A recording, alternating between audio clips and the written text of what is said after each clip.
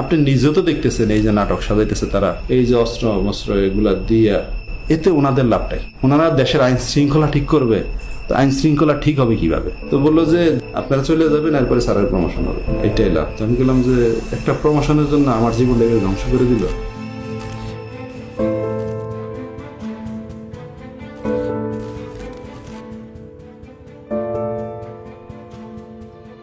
If we didn't have that commission, probably it will be just a storytelling. Nobody will believe, somebody will say yes, somebody will say no. Now they have concrete proof, and now they will go to the justice. 400 অভিযোগ পেয়েছি মাত্র 13 কার্য দিবসে।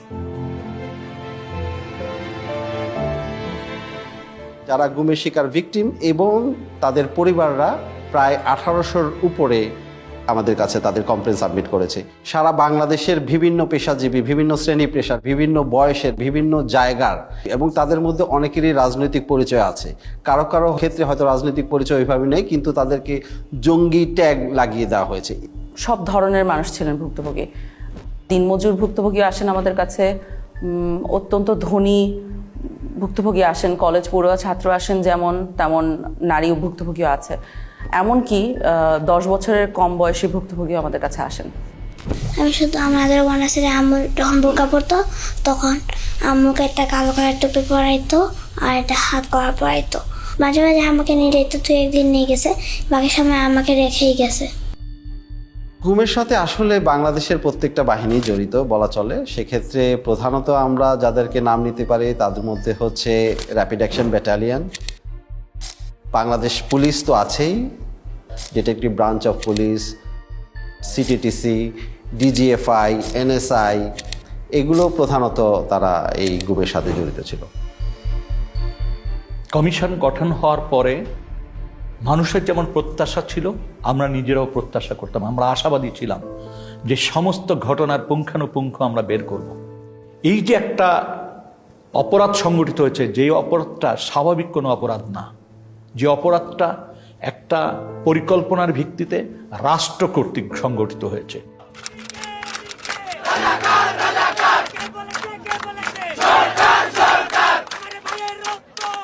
5ই August পরবর্তী সময় সরকার তো পরিবর্তন হয়েছেই, কিন্তু এর মানে না যে বাহিনীগুলোতে যারা দোষী তারা পরিবর্তন হয়েছে নেসেসারিলি। স্পেশালি প্রথম দিকে সবই তো একই মানুষ ছিলেন, এবং ওনারা জানতেন এবং সঠিকভাবেই জানতেন যে আমরা যদি একজন বন্দীকে কোনো একটা স্পেসিফিক বন্দিশালায় লোকেটেড করে ফেলি, অর্থাৎ সে ওই জায়গায় ছিল এটা নিশ্চিতভাবে বলতে পারি, তাহলে তার বন্দিত্বের জন্য দায়ী কে তা ইমিডিয়েটলি বলা সম্ভব। কারণ ওই বন্দিশালার চাবিটা কার হাতে ছিল, কোন বাহিনীর কন্ট্রোলে ছিল, সেই বাহিনীর ঊর্ধ্বতন কর্মকর্তারা দোষী। এই ব্যাপারটা যেমন ওনারাও বুঝতে পেরেছেন, আমরাও বুঝতে পেরেছি। এ কারণে 5ই আগস্ট পরবর্তী অত্যন্ত দ্রুততার সাথে প্রচণ্ড লেভেলে এভিডেন্স ডিস্ট্রাকশন হয়। Destruction of evidence is itself a criminal offense. Just মনকে মন কাগজ পুরানো হয় সব জায়গায়। ডিজিএফআই বলেন, র্যাব ইন্টেলিজেন্স বলেন, এনএসআই বলেন, সব জায়গায় এভিডেন্স পুরানো হয়। তারপরে বিভিন্ন জায়গায় এই ধরনের পুরা এন্টায়ার বিল্ডিংয়ের স্ট্রাকচার পরিবর্তন করে ফেলা হয়।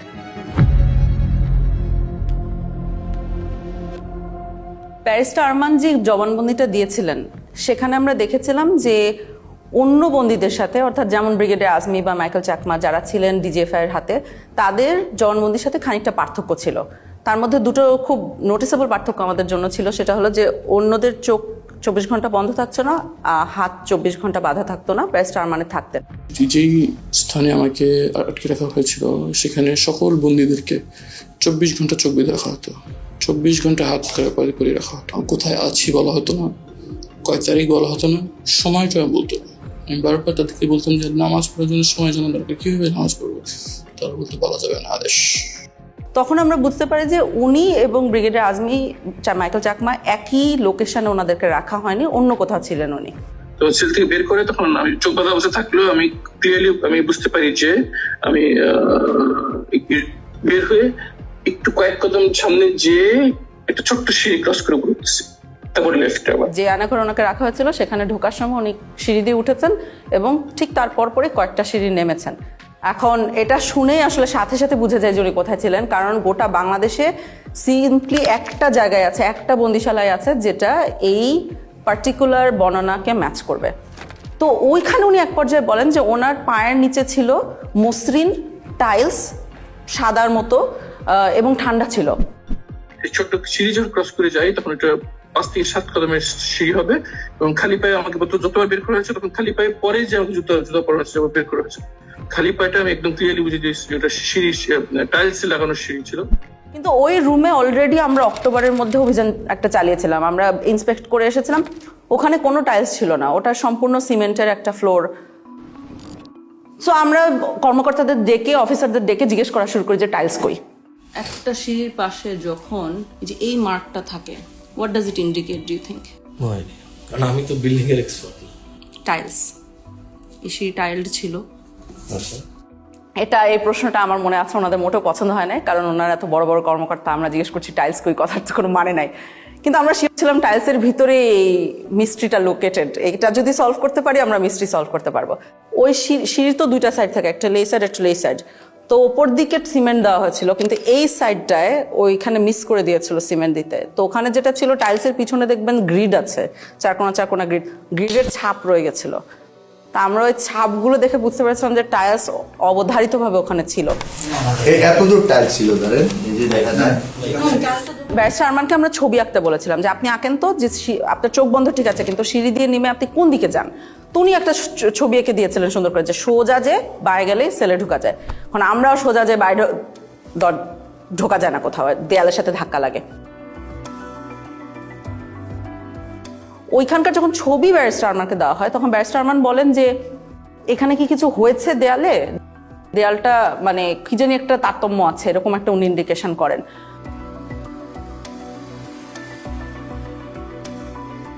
তখন আন্তর্জাতিক অপরাধ ট্রাইব্যুনাল আমাদের যে কলিগরা আছেন ওনাদের সাথে আমরা যোগাযোগ করে একটা ম্যাপ ওনাদেরকে এঁকে দেওয়া হয়। সেখানে বলা হয় যে এই দেয়ালটা মাপেন, আপনি ইন্টারনাল যে দৈর্ঘ্য এটা মাপেন, এন্ড দেন বাইরে যে ওই একই দেয়ালের এক্সটার্নাল দৈর্ঘ্য মাপেন। যদি 7 ফিটের উপরে পার্থক্য পান তাহলে বুঝবেন যে এইখানে কোনো একটা সেল আছে যেটা দেয়াল দিয়ে ঢেকে দেওয়া হয়েছে। তো ওনারা মাপেন, মেপে আমার মনে আছে যে আমাকে খুব এক্সাইটেডলি ফোন দিয়ে বলেছে যে 10 ফিটের উপরে জায়গা আছে যেটা খুঁজে পাওয়া যাচ্ছে না। এখানে দুটো দরজা ছিল, এই দরজা দিয়ে আমরা ঢুকতে আগ্রহী, যেটা আমরা চাই না সেটা হলো লিন্টেল, যে মাঝখানে যেগুলো কিছুতে আধা থাকবে। তো ওই যে জায়গাগুলোতে একটু তারতম্য দেখা যাচ্ছিল দেয়ালে, সেই জায়গাগুলোতে ছোট ছোট ফুটা করা হয় এরকম হাতুড়ি দিয়ে পিটিয়ে। তো ওই ফুটার ভিতরে মাথা গলিয়ে দেখা যায় যে ঠিক ব্যারিস্টার আরমান যে বর্ণনাটা দিয়েছেন যে সেল, টাইলস, বাথরুম সব অক্ষত অবস্থায় আছে, ওরা জাস্ট নতুন দেয়াল বানিয়ে দিয়েছিল ওখানে। হ্যাঁ, আমরা ব্যারিস্টার আরমানের রুম পেয়ে গেছি। এখন টাইলস কতটুকু আছে, টাইলস গুলো কিন্তু যে করে হোক বাঁচাতে হবে, ঠিক আছে? উনি টাইলস চিনেন, যাতে কোনো টাইলস নাই না হয়ে যায়। ওই যে অ্যাকচুয়ালি ওরা এখান থেকে বের করে নেয় জিনিস, ওরা টাইলস গুলো এখান থেকে উঠে ভিতরের স্টোর। 8 বছর এখানেই যাবে। I couldn't stay all night from the sun. They used to blindfold us and handcuff us. In the night, they used to handcuff us to the back. They wouldn't tell us where I was. They wouldn't tell us even time for prayers. Literally, it felt like I was buried alive. এরকম হতো যে 24 ঘন্টা চোখ বেঁধে হাত দিয়ে বসে রাখতো, উঁচু দিতেন দাঁড়াতে। হুমাম কাদের আমাকে বলেছিলেন যে ওনার সেলের একটা অংশে উনি খোদাই করে এসেছিলেন ওনার নামের ইনিশিয়ালস গুলা। মেডিকেল সেলের ভিতরে ঢুকলে আপনি যদি ঘুরে যান, দরজা ফেস করেন, বাম পাশের কর্নার মাঝামাঝি জায়গাটার মধ্যে একদম কোনায় একটা ডেট লেখা আছে, আর আমার ইনিশিয়ালস লেখা আছে, HQC লেখা আছে এবং ডেট লেখা আছে যেদিন আমাকে গুম করা হয়। তো আমি যখন ওখানে যাই এবং ওখানে খুঁজি ও যে রুমটা আমরা সন্দেহ করে ওনাকে রাখা হয়েছে, শিওর হবো কিভাবে যে ওই রুমে ওনাকে রাখা হয়েছে, কারণ ওই রুমটা রং টং করে ফেলা হয়েছিল অগাস্ট 5-এর পরে। তো একটা সাইড দেখে সন্দেহ হয়, তখন ওনাকে যে ওই সাইডটা দেখায় ভিডিও কলে যে এটা কি চেনা লাগছে কিনা, তখন উনি বলেন যে হ্যাঁ ওই ইনিশিয়ালটা খোদাই করে রেখেছে। তো আপনি যখন খোদাই করে রাখেন তার উপরে রং করে দিলেও খোদাইটা রয়ে যায়।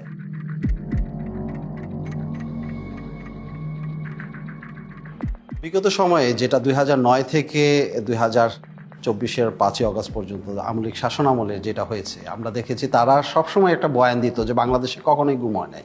এটা শুধু শেখ হাসিনার মন্ত্রিসভায় অনেক মন্ত্রীরা অহরহ বলেছেন এবং নিরাপত্তা বাহিনীর প্রধানরাও বলেছে। নিরাপত্তা বাহিনী কিংবা আমাদের কোনো গুমের সঙ্গে তারা সংশ্লিষ্ট নয়।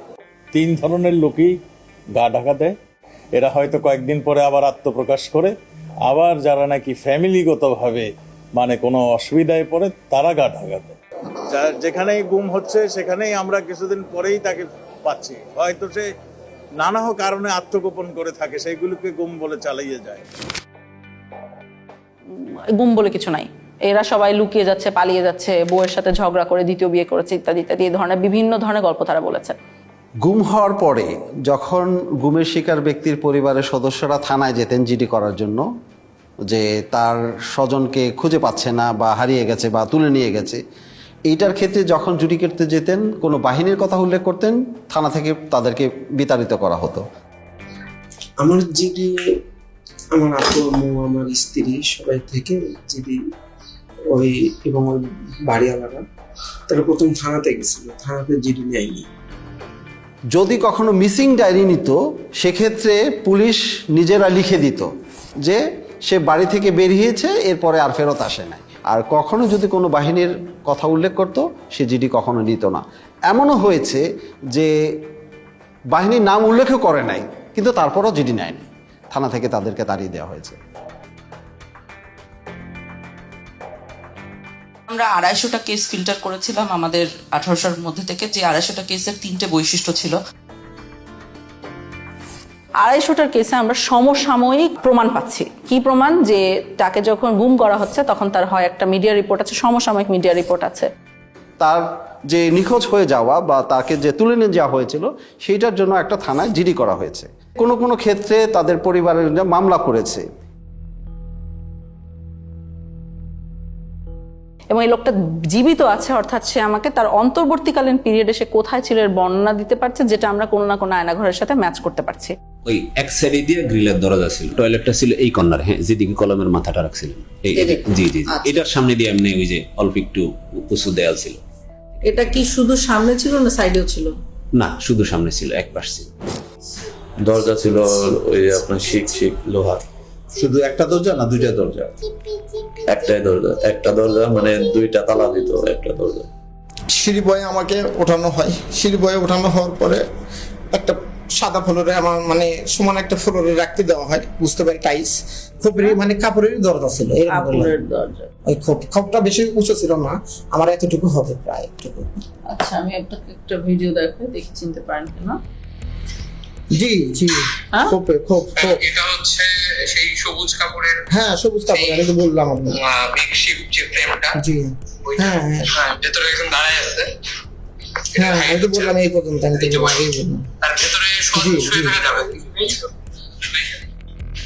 এবং তাকে যখন প্রডিউস করা হচ্ছে তখন তার বিরুদ্ধে একটা মামলা দিয়ে প্রডিউস করা হচ্ছে, অর্থাৎ কোনো একটা নিরাপত্তা বাহিনী মেনে নিচ্ছে যে তাদের হেফাজতে এই লোকটা আছে।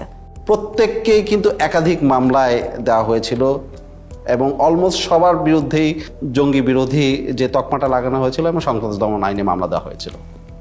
এতে যেটা হচ্ছে যে এই কেসগুলো হয়ে গেছে সেসব কেস যেখানে দুই সাইডে প্রমাণ আছে। সে যখন নাই হয়ে যাচ্ছে সেটার সমসাময়িক প্রমাণ আছে, সে যখন রিঅ্যাপিয়ার করছে সমসাময়িক প্রমাণ আছে, এবং তার মধ্যবর্তী যে জায়গাটাতে ছিল সেটার বর্ণনা কোথাও ম্যাচ করা যাচ্ছে। অনেক ক্ষেত্রে দেখা যাচ্ছে একজন বন্দী আরেকজন বন্দীকে দেখছে বা তার গলার স্বর শুনতে পারছে বা তার পরিচয় জানতে পারছে গুম অবস্থায়, তখন তার একজন একজনের সাক্ষী হয়ে যাচ্ছে।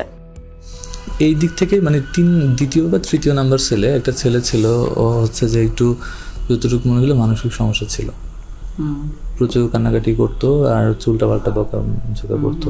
16 বছরের ছেলে অনেক কান্নাকাটি করতো। তারপরে আমরা তাকে খুঁজে বের করেছি, পরবর্তীতে একটা সাইকেলের দোকানে সে কাজ করছিল এবং মানসিক ভারসাম্য লুজ করেছে। মনে রাখবেন ওই ছেলেটাকে আমরা কেন খুঁজে পেয়েছিলাম, কাজ তার চারপাশের বন্দিরা, 2 বছরের বন্দিরা আমাদেরকে এসে বারবার করে বলতো ওখানে একটা ছেলে অনেক কাঁদতো, আমাদের কেস সলভ করার আগে ওই ছেলেটাকে খুঁজে বের করেন, আমাদেরকে জানান ওই ছেলেটার কি হয়েছে, বেঁচে আছে কিনা। বেশ কয়েকজনকে পাই যারা সবাই রেকগনাইজ করতে পারছে যে ছেলেটা আছে কিন্তু জানি না কোথায় আছে, জানি না কোথায় আছে, এইভাবে করে চলতে থাকে আনটিল একজন বলে। ওই ছেলেটাকে পরবর্তীতে আমি জেলে দেখছিলাম, তোর আবার হচ্ছে যে এরকম হাতে সবগুলো হাতে মোটামুটি ছিল, আপনার কেটে ফেললে বা নখ উঠাই ফেললে টাইপ এরকম থাকে না, ওই টাইপের মানে একদম ফাটা ফাটা সবগুলো ছিল আর কি। তখন কাশিমপুর জেলের কোথায় দেখেছে, কাশিমপুর জেলে পাগলা সেলে দেখেছে। তখন আমরা পাগলা সেলের রেজিস্ট্রি বার করি। সমস্যা হয়েছে যে ওই সময় পাগলা সেলের রেজিস্ট্রি তো অনেকের নাম ছিল, আর এই ছেলের নাম আমাদের জানা ছিল না, তো আমাদের কিছুই লাভ হয় নাই। তো আরও একজন লোক এসেছিল একবার, একদম শেষে যার সাথে কথা হয়েছে, আমি জানি না তাকে কেন বলেছিলাম, ওনার আসলে জানার কথা ছিল না, উনি একই বাহিনীর হাতে ছিল না, উনি আরেকটা বাহিনীর হাত থেকে উনি কাশিমপুরে গিয়েছিলেন। তখন সে বলে আমি তাকে আরেকবার দেখেছি গত বছর। তখন আমরা বলি যে আপনি কি আবার খুঁজে বের করতে পারবেন কিনা দোকানটা। ভদ্রলোক খুবই ভালো, উনি আসলে খুঁজে বের করে তখন ওই ছেলে এবং ছেলের বাবাকে নিয়ে আসেন। থানা থেকে খবর আসলো, তখন ওখানে যে ওকে কেমন দেখেছেন? আমরা দুইটা এই ফায়ের নোক আর হাতের নোক ছিল না ওই সময়, দূরে থেকে দেখছি তো ছিলই না। একবার হঠাৎ দিয়েছিলাম, পরে করতে না বলতে পারি না। ওকে কি মানসিকভাবে সুস্থ মনে হচ্ছিল? না, মানসিকভাবে সুস্থ আসছিল না। ওইখানে আমরা যে ডগ দেখছিলাম, মানে কথা আমি একটা জিজ্ঞেস আর একটা উত্তর দিছিল। আমি যে জিজ্ঞেস খাওয়া দাওয়া করছো, তুমি কোন সময় এসো?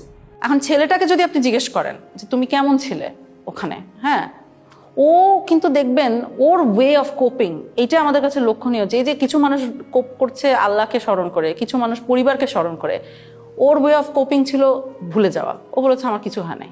বলে কি বললে? সাহস বলে কি ম্যাডাম? কারণ তুমি 4 বছর অনেক কষ্ট সহ্য করেছো। অনেক কষ্ট, ব্যথা পাইতাম ম্যাডাম। সমস্যা নেই ম্যাডাম, সমস্যা নেই, চলাফেরা করে দেবেন, কি অসুবিধা হইতো না, ব্যথা কিছু নেই আর কি। যাক, আমার ছেলে অনেক হয়েছি, বড় করতে লেগে গিয়া, এটাই বড় কথা। সবাই কয় ভাই সব যা আছে তা হয়েছ, এখন ছেলে মিলে হয়ে যাওয়া শেষ। মানুষ অনেক কথা গেছিল আর কি, সবাই বুঝছে যে নাই, এখন আমি উকিলেরও যাই না, যেমন সেরকম কোনোভাবেই হতে পারে না যে তারা নিজেদের মধ্যে কোঅর্ডিনেট করে কাজটা করতে পেরেছে। অর্থাৎ তারা যেটা বলছে সেটা এভাবেই ঘটেছিল, কারণ সমসাময়িক প্রমাণ আছে। এ কারণে এই 250 কেস যথেষ্ট শক্তিশালী একটা এভিডেন্স আওয়ামী লীগের এই মিথ্যা বয়ান ভাঙার জন্য। গুমের যারা ভিকটিম, অর্থাৎ তাদেরকে যখন প্রথম তুলে নেওয়া হয় সেই পর্যায় থেকেই আসলে তাদেরকে নির্যাতন শুরু করে। একাধিক কাপড় দিয়ে তার চোখ মুখ ঢাকা হতো, চোখ বাঁধা থাকতো 3টা কাপড় দিয়ে। প্রথমে একটা কাপড় দিয়ে চোখ বাঁধতো, আরেকটা জমটুপি, যেটা জমটুপি পরানোর পরে আবার আরেকটা কাপড় দিয়ে বাঁধতো, আর হ্যান্ডকাপ পিছনে লাগানো থাকতো। মাইক্রোবাস বা যে পরিবহনে উঠানো হতো তার 2 পাশে যখন থাকতো তারা কিন্তু চেপে থাকতেন, তার হাত করা পরিয়ে ফেলতেন, এবং কোনো কোনো ক্ষেত্রে তাদেরকে নীল ডাউন করে রাখা হতো সিটের ওখানে, যাতে বাইরের মানুষ কোনোভাবে টের না পায়। গান বাজনা বাজানো হতো যাতে কেউ ধারণা না করতে পারে যে এই গাড়িতে কাউকে তুলে নেওয়া হচ্ছে। তারপর তাকে যখন নির্দিষ্ট স্থানে নিয়ে গোপন সেলে যখন তাকে বন্দি করবে, তাকে নামানো হতো যখন, কোনো কোনো ক্ষেত্রে তাকে 2 পাশ থেকে উঁচা করে রাখতো, যাতে কোনোভাবে অনুধাবন না করতে পারে যে সে কয়টা স্টেপ দিয়ে উপরে উঠছে। প্রত্যেকটা গোপনশালায় আসলে অত্যন্ত ভয়ানক, এবং আপনি যদি দেখেন যে গোপন বন্দিশালার সাইজগুলো, দৈর্ঘ্য প্রস্থ, এখানে মানুষকে রাখাটাই হচ্ছে টর্চারের শামিল। এইখানে যারা আসে এখানে আসে, এখান থেকে লোক নিয়ে যায়। কোথাও যদি ট্রান্সপোর্ট করে যে ঢাকা থেকে লোক নিয়ে অন্য কোথাও পাঠাবে, এখান থেকে 4 জন 2 জন এখান থেকে নিয়ে, আমি এরকম একবার 3 জন লোক নিয়ে এসে ট্রান্সপোর্ট করছি কর্মটি লগে। একবার গেট দিয়ে ডুবে সাথে হাতে বাম পাশে, না হাতে ডান পাশে রাখে। আমি যদি একদিক ডুবে হাতে ডান পাশে। সাইজ কি সেলগুলোর? স্যার টয়লেট টাইপ স্যার, বুঝিয়ে বলুন। টয়লেট স্যার, মানে একটা টয়লেটের দৈর্ঘ্য প্রস্থ 3 ফিট বাই 8 ফিট স্যার, এরকম লম্বা, লোহার গেট লাগানো স্যার, সাইকেল লাগানো। Look at how tiny this room is, and it's still divided into 7 different cells. Look, I'll just come into this one to show you how small it is. I'm about 5 feet 4 inches tall, and I can stand up straight in this particular one, but I cannot extend my arms all the way out. But if you go just next door to this one over here, take a look. I cannot stand up straight. I cannot extend my arms. And imagine that people spent weeks, months, or even years in these cells. পাশে কোনো স্থানে তাকে নেওয়া হতো যেখানে জিজ্ঞাসাবাদ করার জন্য নানান ধরনের যন্ত্রপাতি ব্যবহার করা হতো।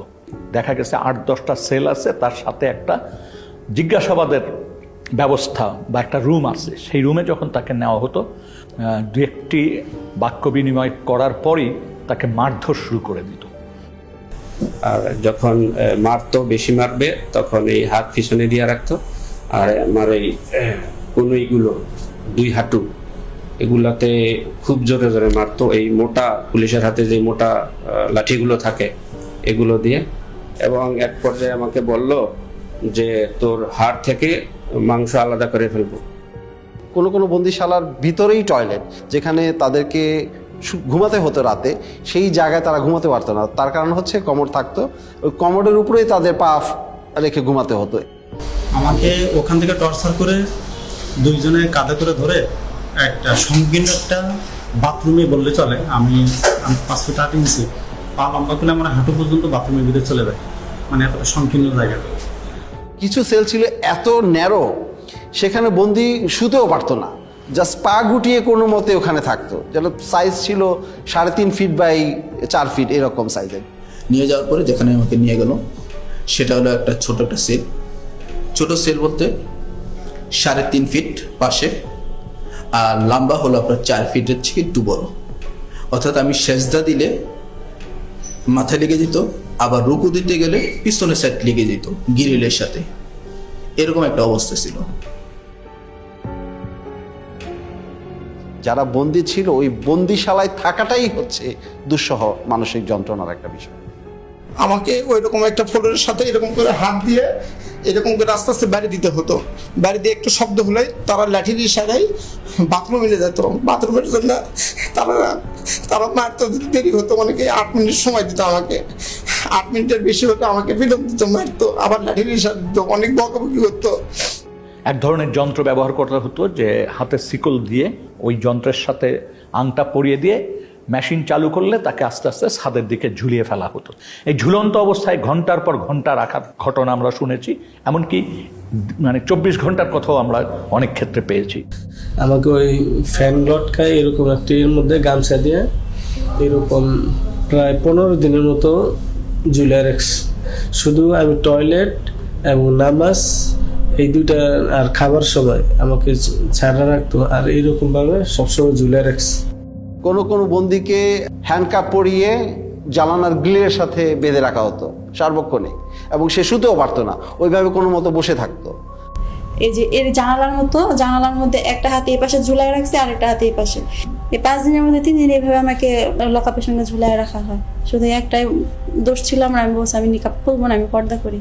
যেখানে হ্যান্ডকাপ পরা হয়েছে সেখানে কেটে গেছে, রক্ত পড়েছে, তারপরও কিন্তু তাকে নামানো হয়নি, বরং ওখানে পিটানো হতো এবং নানান কথা জিজ্ঞাসাবাদ করা হতো। এই ওনাদের নাম জিজ্ঞেস করতেছে, এর মধ্যে আমাকে কি করলো, পানি ঢাললো, মুখে গামছা দিয়ে পানি ঢাললো।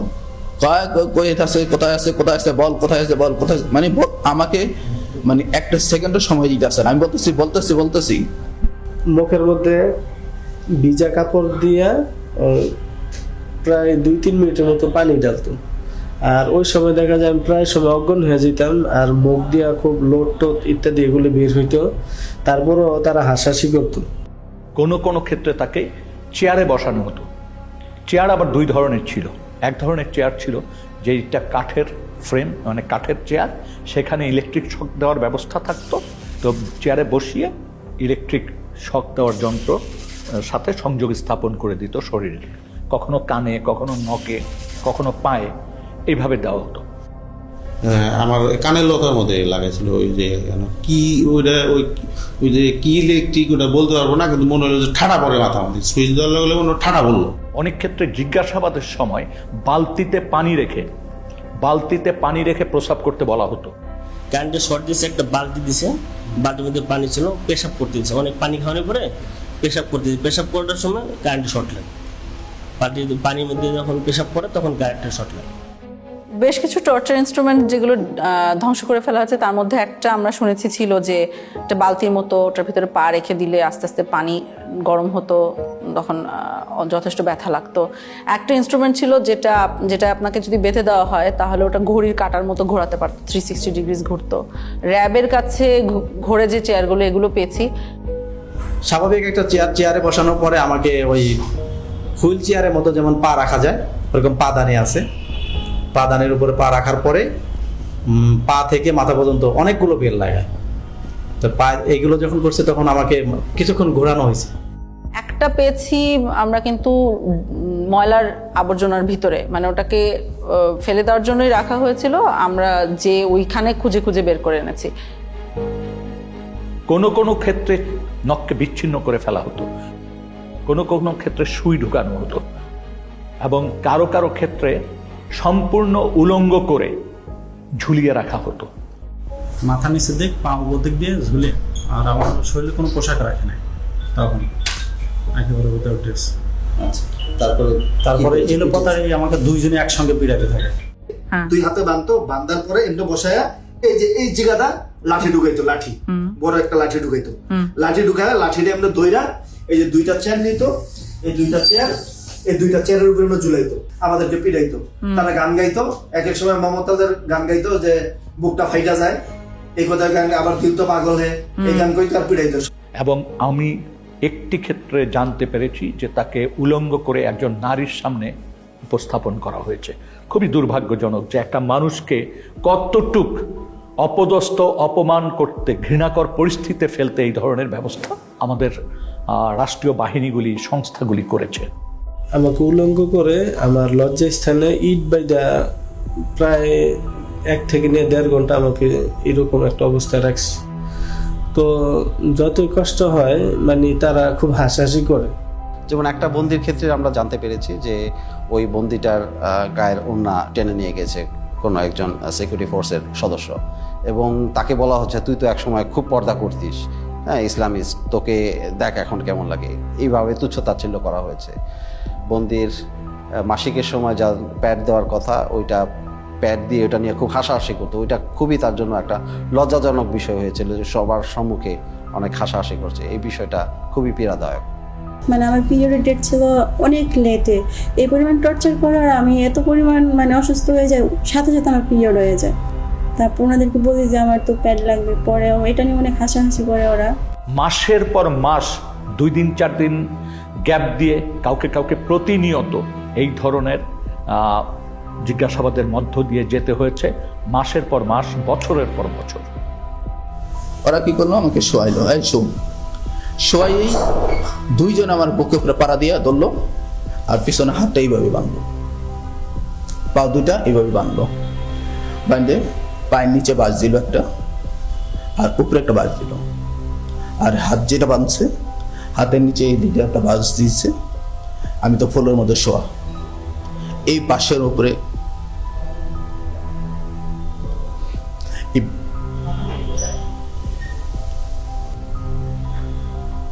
বাসের উপরে আমাকে 4-5 জন দাঁড়াই গেছে।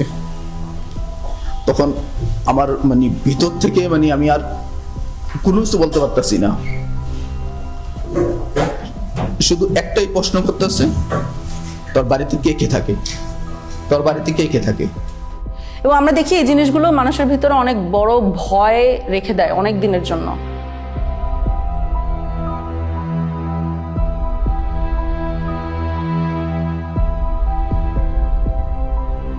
আমাদের অনেক ভুক্তভোগী হায়েস গাড়িকে ভয় পায়, কারণ তাকে হঠাৎ করে রাস্তার মধ্যে থেকে টেনে হায়েস গাড়িতে উঠানো হয়েছে।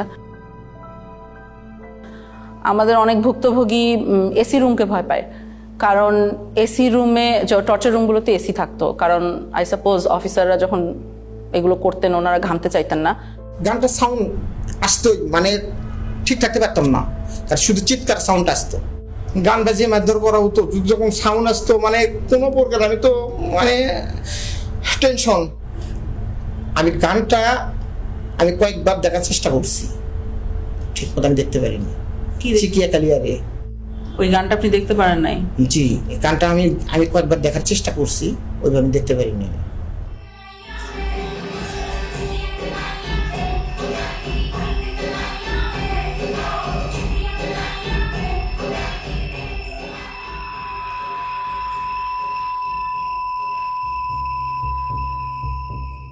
প্রসাবের জন্য আমরা এরকম বাইরেতে হইতো ফ্লোরে, এখানে টাক দিলে আমরা আসবো। প্রসাবে ধরছে মিউজিক ছেড়ে দিছি, ওই আওয়াজও তাদের কাছে পৌঁছায় না, মিউজিকের সাথে তো টাক হারায় যায়, ওই সাউন্ড তো আর পাবে না। এরকম কিছু প্রসাব পায়খানা করেছে আমার সামনে, আবার এটা আমরাই পরিষ্কার করতেছি, তারা দিয়ে যে করে তারা দিয়ে পরিষ্কার করে। সে আল্লাহর কাছে বলতে যে আল্লাহ আমার মেরে ফেললেই ভালো, এই কষ্ট দেওয়ার দরকার কি। এই মানুষগুলো কিন্তু যারা বেরিয়ে এসছেন জীবন নিয়ে, তারা কিন্তু এটা ভুলতে পারেন নাই। তারা এখনো গভীর রাতে ঘুম ভেঙে যায়, তাদের চিৎকার করেন, এই ট্রমার থেকে কিন্তু এখনো বেরিয়ে আসেনি। বাথরুমে একটা নতুন লাক্স সাবান ছিল। হ্যাঁ, এখন ওই লাক্স সাবানের স্মেল আসলে আমার মাথায় কাজ করে না। আমি লাক্স সাবানের ওই স্মেলটা যদি কেউ আমার সঙ্গে গোল করবে, আমার আমি ভিতরে অস্থিরতা চলে আসে, আতঙ্কগ্রস্ত হয়ে যায়। আর শুধু যে তারা বেরিয়ে আসে নাই তা না, এই সমাজটাও কিন্তু এক ধরনের ভীতিকর ভয়ার্ত পরিবেশের মধ্যে একটা ভয় সমাজের ভিতর কিন্তু প্রবাহিত। আওয়ামী লীগের শাসন আমলে আমরা যেটা দেখেছি মূলত হচ্ছে বিরোধী রাজনৈতিক দলকে দমন করার জন্য এই গুমকে একটা হাতিয়ার হিসেবে ব্যবহার করা হয়েছে, এবং সেক্ষেত্রে তাদের প্রধান টার্গেট ছিল বিএনপি, জামাতে ইসলামী এবং ইসলামী ছাত্র শিবিরের নেতাকর্মীরা। সরকারের বিরুদ্ধে যখন জনমত তৈরি হয়ে যেত, সরকারের বিরুদ্ধে যখন মানুষ প্রশ্ন করা শুরু করত, যখন সংঘবদ্ধ আন্দোলনের চেষ্টা হতো, বিরোধী দল বিরোধী মত যখন সংগঠিতভাবে ঐক্যবদ্ধভাবে কোনো বিষয়কে প্রোটেস্ট করতে চাইতো, তখনই এই নির্যাতনের মাত্রা বেড়ে যেত, মানুষের খিয়ানার সংখ্যা বেড়ে যেত। এবং আমরা যেটা দেখেছি যে প্রত্যেকটা জাতীয় নির্বাচনের আগে গুমের সংখ্যা অস্বাভাবিকভাবে বেড়ে যেত। এটা আমরা দেখেছি 2014 নির্বাচনের আগে, অর্থাৎ 2013 পিরিয়ডে, এবং 2018 সময় 2017-18, এবং 2024 নির্বাচনের ঠিক আগে 2023 শেষের দিকে এবং 24 শুরুর দিকে। In her second term as Prime Minister, security forces were locking up opposition figures without trial. Among them, a popular official with the Bangladesh Nationalist Party, Sajidul Islam Suhon. In December 2013, eyewitnesses say he and 5 friends were taken by authorities and never seen again. কেন নিল? কি দোষ আমার ছেলের? আমার ছেলে নাই, আমি কি করবো পয়সা থেকে? এটা আমরা সন্ত্রাস বিরোধী ট্রাইব্যুনালেও দেখতাম যে অস্বাভাবিকভাবে মামলার সংখ্যাটা বেড়ে যাচ্ছে, এবং সেখানে মূল আসামি হিসেবে যাদেরকে দেখা হতো তারা হচ্ছে তৎকালীন বিরোধী রাজনৈতিক দলের নেতাকর্মী। মিডিয়াকে আইনশৃঙ্খলা রক্ষাকারী বাহিনী, র্যাব, ডিজিএফআই, বিভিন্ন গোয়েন্দা সংস্থা তাদের মতো করে ব্যবহার করেছে। তারা যেই ধরনের গল্প বানিয়ে দিবে সেই গল্পটাই যাতে প্রচার করা হয়, এবং মিডিয়া সেটা প্রচার করত নির্দ্বিধায়। কোনো জায়গায় কিন্তু তারা প্রশ্ন করতো না, একদম হুবহু একই বয়ান, বাহিনী যে বয়ানটা দিত সেই গল্পই তারা ছেপে দিত। যখন একজন গুম হচ্ছে, there are one of two things যেটা হতে পারে। একটা হলো তাকে মেরে ফেলা হবে বা তাকে বাঁচিয়ে রাখা হবে। বাঁচিয়ে রাখার পরবর্তী কি হবে? বাঁচিয়ে রাখার পরবর্তীতে বেশিরভাগ কেস হলো যে তাদেরকে মামলা দিয়ে ছেড়ে দেওয়া হচ্ছে বাংলাদেশে। মামলাগুলো যথেষ্ট ভয়ঙ্কর, এটা কিন্তু আমরা বলছি যে ক্রিমিনাল জাস্টিস সিস্টেম গুমের সাথে কন্টিনিউয়াস একটা সিস্টেম ছিল।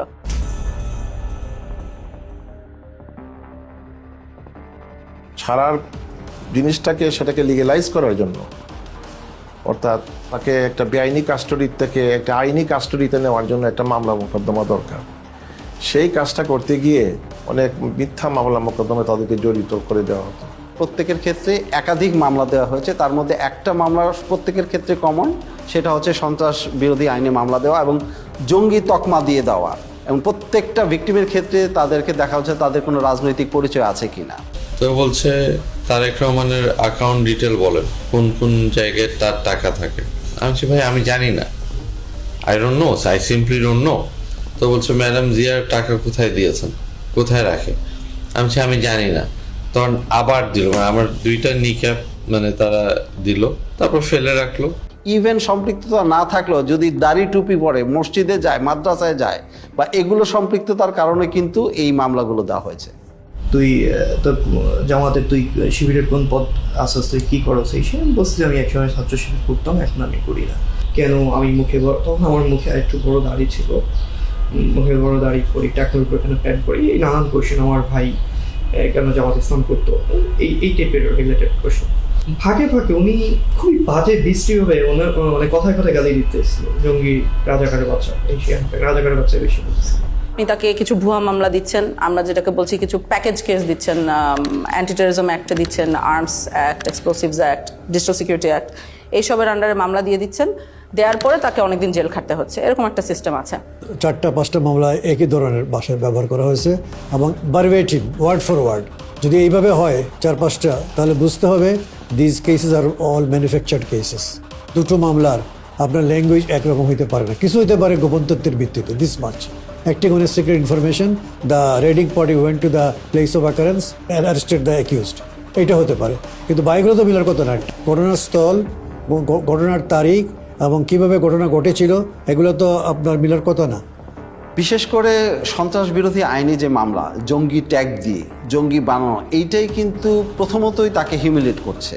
সমাজ থেকে কিন্তু তাকে প্রথমে বিচ্ছিন্ন করা দেওয়া হলো, পরিবার থেকে প্রথমে বিচ্ছিন্ন করে দেওয়া হলো, এবং তার প্রতিবেশী সবাই কিন্তু তাকে ভিন্ন চোখে দেখে।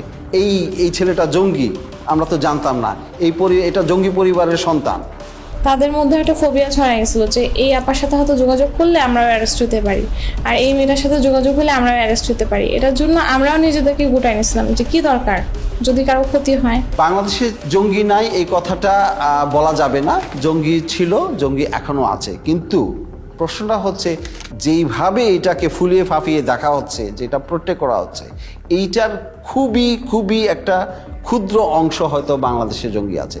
তৎকালীন যে সরকার ক্ষমতায় পাকাপোক্তভাবে টিকে থাকার জন্য এই ওয়ার অন টেররের যেই ন্যারেটিভ, এইটাকে জিয়ে রাখার জন্য এটা তারা চালিয়েছে। Killed by the BNP Jamaat.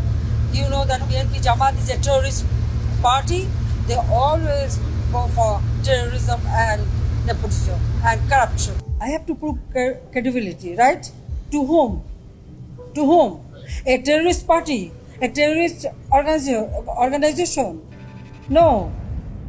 এই মামলাগুলো তো বছরকে বছর চলছে, এবং এই মামলার হাজিরা দিতে দিতে তাদের যে অর্থনৈতিকভাবে পঙ্গু হয়ে যাচ্ছে প্রত্যেকটা ফ্যামিলি।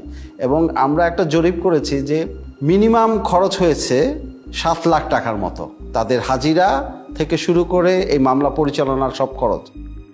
অনেক ফ্যামিলি তাদের জমি জমা, তারপরে হচ্ছে বাড়িঘর পর্যন্ত বিক্রি করে দিয়েছে এই মামলা থেকে পরিত্রাণ পাওয়ার জন্য, কিন্তু মামলাগুলো ঝুলছে। প্রায় 3 লাখ টাকার মতো খরচ হয়েছে জামিনের পিছনে, আসা যাওয়ায়, গাড়ি ভাড়া, এটা হচ্ছে নিড একটা কস্ট। তারপর তো অন্যান্য জায়গায় এখানে টাকা খাওয়াইছে, ওইখানে টাকা খাওয়াইছে, বাড়িতে পুলিশ গিয়েছে কয়দিন পর পর, ডিবি থেকে লোক গিয়েছে, ওরা গিয়ে বসে থাকছে, তো বিভিন্ন ধরনের কথাবার্তা বলছে, ওদেরকে টাকা দেওয়া লাগছে, টাকা পয়সা না নিয়ে কেউ কখনো আসে নাই, থানায় টাকা দেওয়া লাগছে, বিভিন্ন সময় বিভিন্ন জায়গা থেকে সংস্থার লোক গেছে, ওরা টাকা খাইছে, অনেক টাকা পয়সা খরচ হয়েছে 16 সালেও। এখানে একটা দুঃখজনক বিষয় হচ্ছে যে অনেক ক্ষেত্রে দেখা যায় মামলাগুলো ভুয়া প্রমাণিত হওয়ার পরে তাকে বেকসুর খালাস করে দিয়েছে, কিন্তু তাকে যে এই যে 4 বছর বা 5 বছর যে সে কারাগারে বন্দী ছিল, এটা তাকে কে ফিরিয়ে দেবে?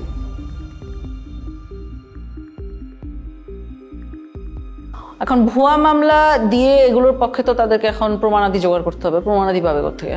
হ্যাঁ, এটা একটা তো তাদের জন্য সমস্যা। তো ওখানে একটা বেশ well developed systematic torture regime ছিল আসলে। এই টর্চার করে কনফেশন আদায় করা হতো, স্বীকারোক্তি আদায় করা হতো।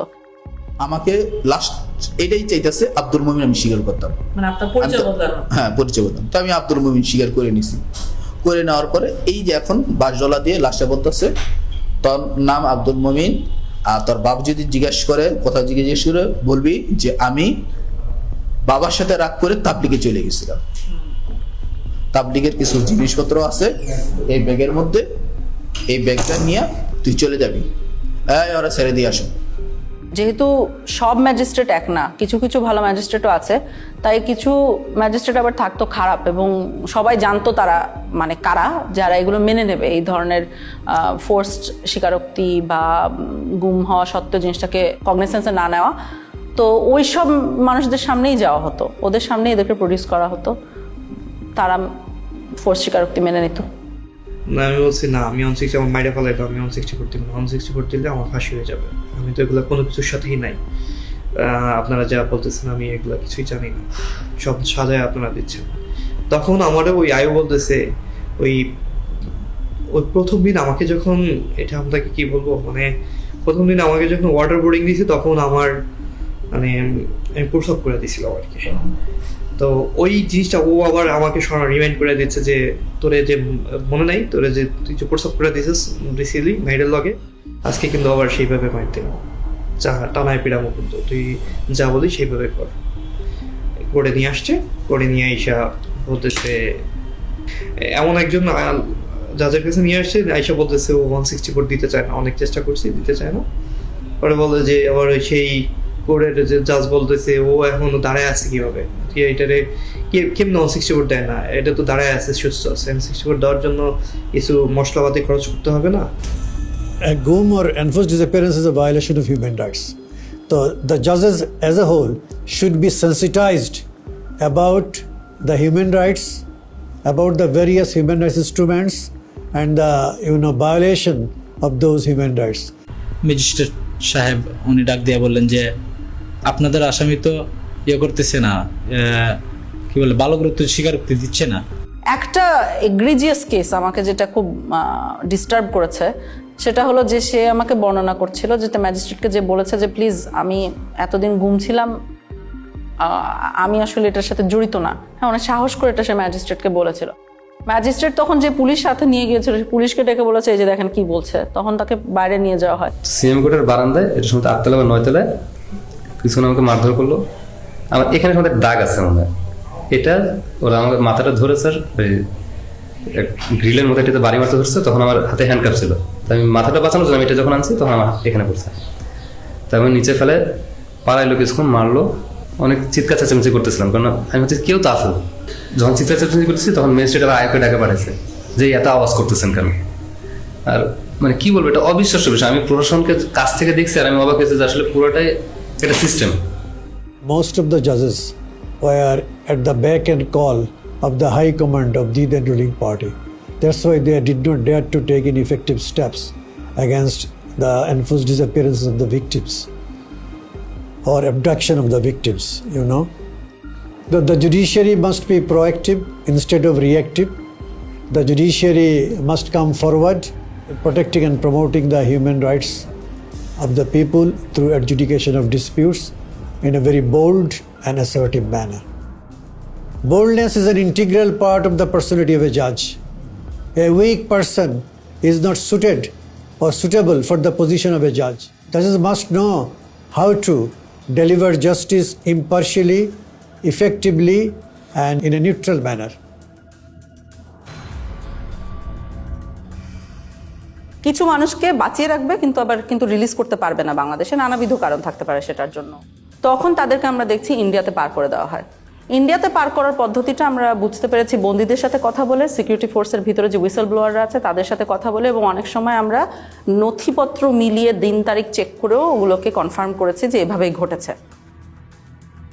তোমার আম্মায় অনেক কান্নাকাটি করতেছে, এর জন্য অনেক সরাসরি হয়েছে, এর জন্য তোমাকে দেশে রাখা যাবে না, এর জন্য তোমাকে দেশের বাহিরে পাঠাবো আমরা।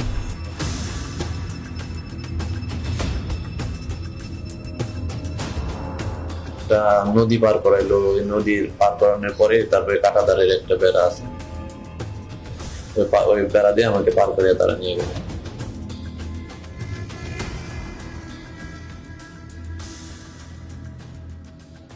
ওইখানে নিয়ে 2টা লোক আইছিল হুন্ডাই করে, বললো তার পার করে দেব, তারপরে তুই ওই জায়গায় কতদিন থাকবি, আবার আমরা তো আবার ব্যাগ নিয়ে আসবো।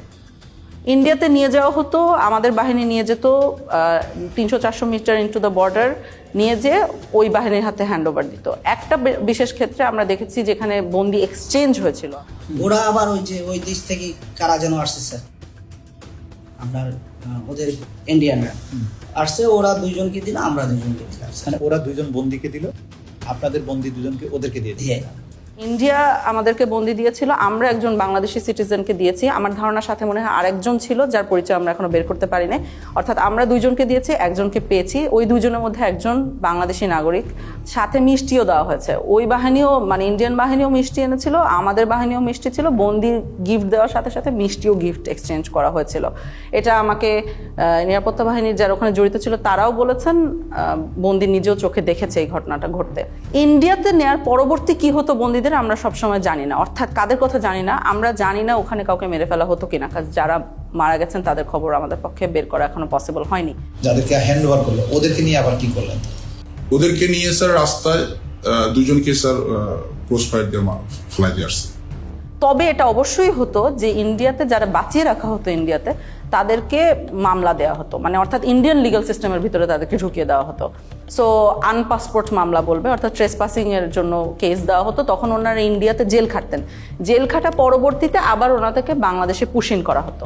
ভারতের কারাগারে যদি কেউ থাকে সেটার জন্য আমরা বাংলাদেশি বন্দী যারা আছে তাদের তালিকা চেয়েছি পররাষ্ট্র মন্ত্রণালয়ের মাধ্যমে ইন্ডিয়ান অথরিটিকে।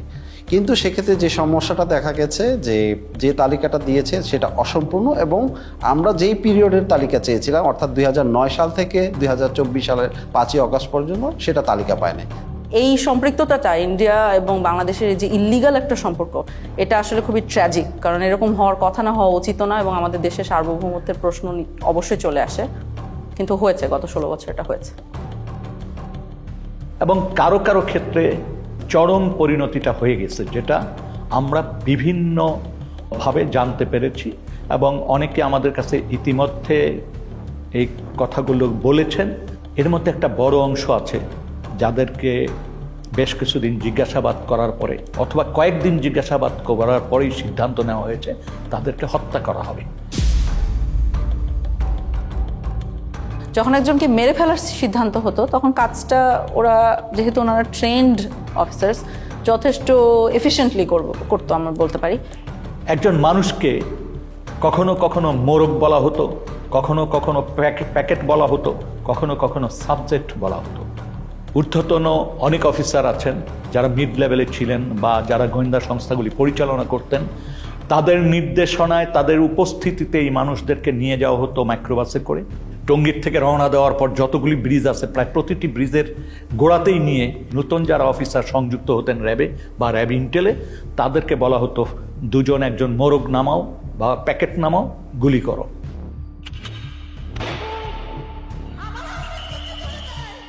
যখন ক্রসফায়ার বেশি সমস্যা হয়ে গেল আন্তর্জাতিকভাবে এবং জাতীয়ভাবে, যে এরা এটা নিতে পারতেছিল না আর এটা ক্রিটিসিজম, তখন ওরা বললো যে আরে আমরা বডি প্রডিউস করি কেন, নাই করে দিলি তো হয়, তাহলে তো কেউ বুঝবে না কি হয়েছে। তখন এটাই মুভ করলো ওরা, এটা একটা ডিসিশন ছিল। একটা জিনিস খুব স্পষ্ট যে এই ঘটনাগুলি ঘটানো হতো, হত্যাকাণ্ডগুলি করা হতো। প্রথম দিকে কিছু লাশ রাস্তাঘাটে পাওয়া যেত, ফেলে যেত, তো কিছুদিন আগে উঠিয়ে নিয়েছিল কারা জন্য। তারপর যখন সন্দেহ হলো যে এটা আইন শৃঙ্খলা রক্ষাকারী বাহিনী বা কোনো গোয়েন্দা সংস্থা, যখন এই জিনিসগুলি মানুষের ভিতর কানাঘুষা হতে থাকলো, তখন কিন্তু আর রাস্তাঘাটে লাশ ফেলতো না। একটা বেশ কমন মেথড ছিল যেটা গোটা দেশে ব্যবহার করা হতো, সেটা হলো নৌকায় নিয়ে যে গুলি করে মেরে ফেলা। এরপরে যখন যাওয়া শুরু হলো, আমরা ইয়েতে যাওয়ার পরে উনি ডেস্টিনেশনটা আগে থেকে বলেন না কোথায় যাবে, সাউথের দিকে যাবো। তো যাওয়ার পরে তারপরে বললো যে স্লো ডাউন, যখন স্লো ডাউন বললে তখনই বুঝি যে এখন প্রক্রিয়া শুরু হবে।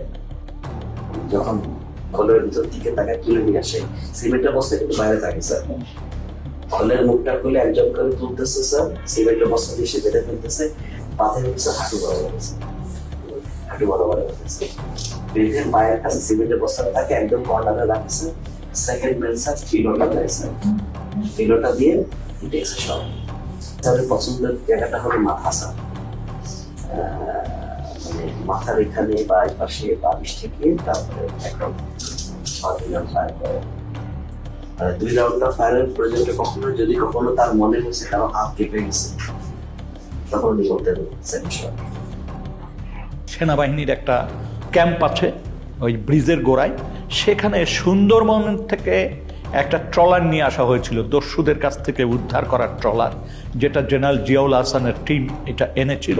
এবং পরবর্তীতে আমরা জেনেছি যে জিয়াউল হাসানের প্রত্যক্ষ তত্ত্বাবধানে অনেক মানুষকে ওখানে নিয়ে যাওয়া হতো রাতের গভীর রাত্রে। এই জায়গাটা এবং বন্দিরা থাকতো বুঝছেন এখানে এই ডেকের উপরে, কোনো কোনো সময় তো ডেকের ভিতরে থাকে।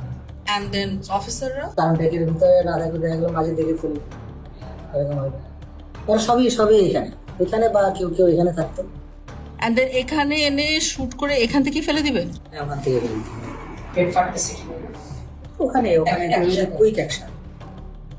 তো গুলি করে মেরে ফেলার পরে পেটটা চিরে দেওয়া হতো এবং বডির সাথে সিমেন্টের বস্তা বেঁধে দেওয়া হতো বা ইটের বস্তা, যাতে ওনাদেরকে যখন ধাক্কা মেরে নদীতে ফেলে দেওয়া হচ্ছে তখন তারা ডুবে যেতেন।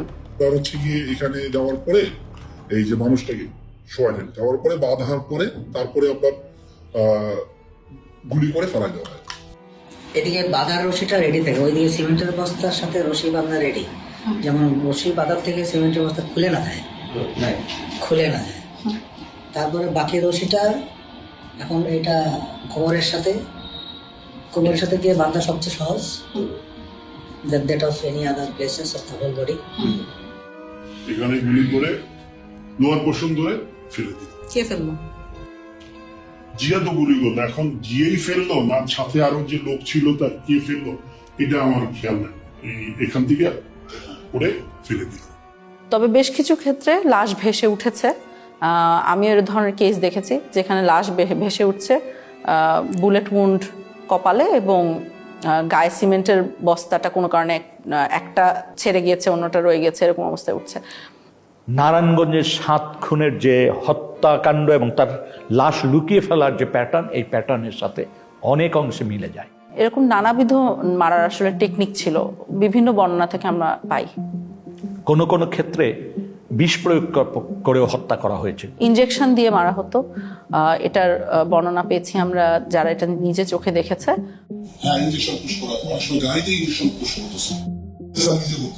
একজন মানুষকে মেরে ফেলে তার লাশটা রেল লাইনে ফেলে দেওয়া হতো, মানুষ রেল লাইনে কাটা পড়েছে এই হিসাবে জিনিসটাকে প্রতীয়মান হয়।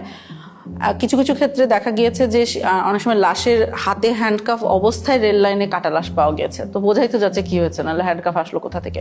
একজন ভিকটিম তো বেঁচেই আছেন যাকে গাড়ির সামনে, ট্রাকের সামনে ফেলে মারার চেষ্টা হয়েছিল এবং এরকম অনেকাংশে তো সাকসিডও করতো, এভাবে করে মেরে ফেলতো। ওই আবদুল্লাহপুর আশুলিয়া রোড যেটা, সেখানে নিয়ে যাওয়ার পরে উনি অন্যদেরকে নেমে যেতে বলে। নামার পরে আমাকে যে কানে কানে বলতেছে, ভাইজান আমাকে ক্ষমা করে দিয়ে দেখেন, আপনাকে তো চলন্ত গাড়ির সামনে ফেলে দেওয়ার জন্য বলা হয়েছে। হঠাৎ করে মানে আমাকে ধাক্কা দেওয়া হলো এবং আমি খেয়াল করতেছিলাম যে গাড়ি শব্দ আসতেছে, তো আমি তো তখন ধরে নিয়েছি যে আমি শেষ, আমি পড়ে গেছি। পড়ে যাওয়ার পরেও দেখতেছি যে আমি বেঁচে আছি। আমার তুলে ধরে বলছে যে আপনি ভয় পাবেন না, আপনাকে তো আমরা রাস্তায় ফেলে দিয়েছি কিন্তু গাড়িটা পাশ দিয়ে চলে গেছে। তবে আমি টের পাইছিলাম যে গাড়িটা যখন জোরে খুব রানিং এ আসতেছে, আবার যখন ফেলে দিবে ব্রেক শক্ত করে ধরে পাল দিয়ে টা করে শব্দ হয় যেটা, ঠিক সেই শব্দটাই আমার কানে আসছে। আমাদের কাছে যারা মুখ খুলেছেন এটাই পূর্ণাঙ্গ তথ্য না, এর কয়েক গুণ সমাজে এখনো রয়েছেন যারা এখনো আস্থা বা সাহস পাচ্ছেন না এই বিষয়গুলি জনসমক্ষে তুলতে বা তারা অভিযোগ করতে। তারা মনে করে যে এমনিই তো আমরা মামলা মোকদ্দমার ভিতর দিয়ে আছি, তারপর আবার এইটা করতে যে আবার কোন ফ্যাসাদে পড়বো, আবার আমার কোন ভোগান্তি হবে। ওই ওপেনলি ওইভাবে সাক্ষাৎকার দিব না, কারণ ওটা এভিডেন্স থেকে যাবে। আমার আজ হোক কাল হোক আমার তো আসলে পরেরটাও চিন্তা করা লাগবে, ফ্যামিলি আছে। এমনি তো অত্যাচারের শিকার হয়েছি, গুম ছিলাম, মিথ্যা মামলা নিয়ে জেলে ছিলাম, এখনো স্টিল নাও হাজিরা দিচ্ছি। ওই 16 সালে গুম হওয়ার কনসিকুয়েন্স এখনো বিয়ার করতেছি। আমার ফ্যামিলি স্টিল নাও সাফারার, আমার ক্যারিয়ার ধ্বংস, সবকিছু হয়ে গেছে। তার মানে এখনো কিন্তু আমরা এমন একটা পরিবেশ নিশ্চিত করতে পারিনি যে পরিবেশে মানুষ ভয়হীনভাবে এসে রাষ্ট্রের কাছে বা রাষ্ট্রের সংস্থাগুলির কাছে এসে বলতে পারে যে আমার জীবনে এই ঘটনাগুলি ঘটেছে।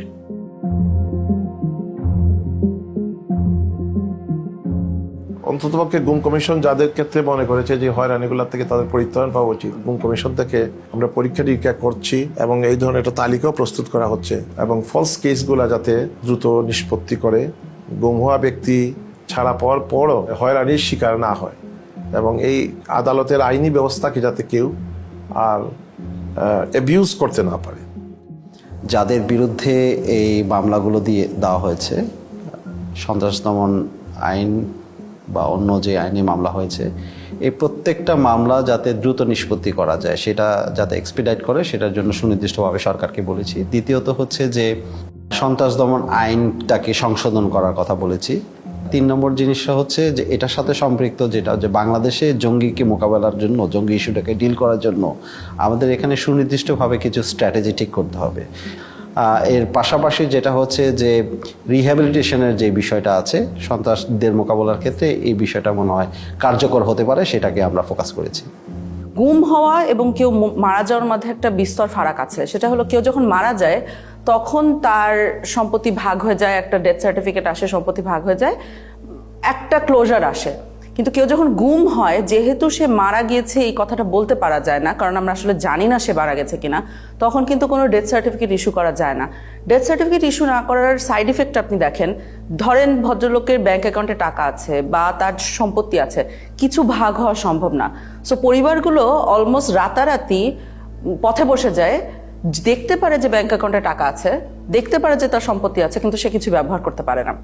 সেই জন্য আমরা বর্তমান প্রচলিত আইনের বাহিরে আমরা মনে করি যে এমন একটা আইন করা দরকার, যে আইনে কিছু ওভাররাইডিং ক্লজ থাকবে, যে দেশের প্রচলিত আইনের বাহিরে গিয়েও তাদেরকে যাতে একটা আইনগত সুযোগ দেওয়া যায়।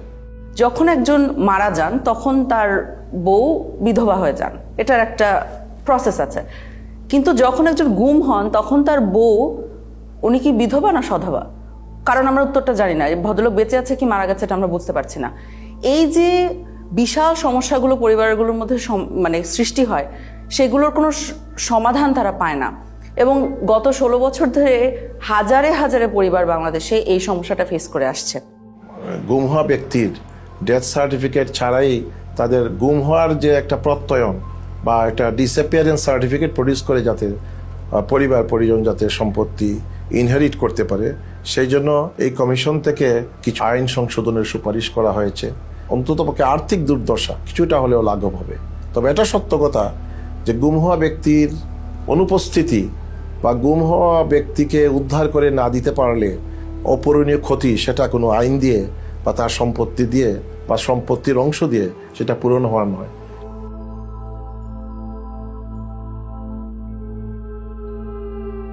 আমরা যদি আমাকে জিজ্ঞেস করেন, আমি মনে করি আমরা আশানুরূপ জায়গায় পৌঁছাতে পেরেছি। কিন্তু তারপরও বলবো, এত সংখ্যা এবং এত গভীরে এই অপরাধ সংগঠিত হয়েছে, এটার জন্য সময় একটা বড় ফ্যাক্টর।